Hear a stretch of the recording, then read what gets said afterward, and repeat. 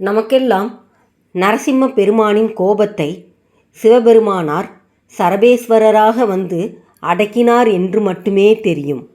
ஆனால் அதேபோல் மச்ச கூர்ம வராக அவதாரத்திலும் சிவபெருமானே மகாவிஷ்ணுவின் அவதார நோக்கம் நிறைவேறியவுடன் இவரது வேகத்தையும் கோபத்தையும் தனித்து அருளியிருக்கிறார் என்பது புரிகிறது.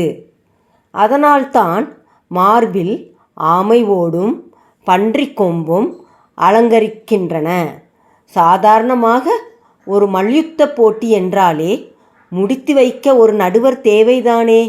இங்கே அநியாயத்தை அழிக்க வந்தவர் ஆவேசம் குறையாமல் இருந்தால் அவரது கோபத்தை அடக்க ஒருவர் வரவேண்டி இருக்கிறது. அதுவும் அவரது வேண்டுகோளுக்கு இணங்கவே.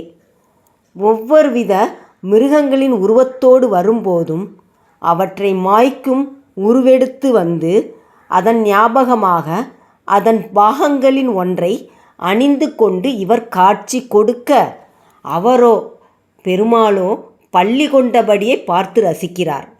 காக்கும் கடவுள் அல்லவா, தான் ரசித்த தர்மங்களை இதன் மூலம் கண்டு ரசிக்கிறார்.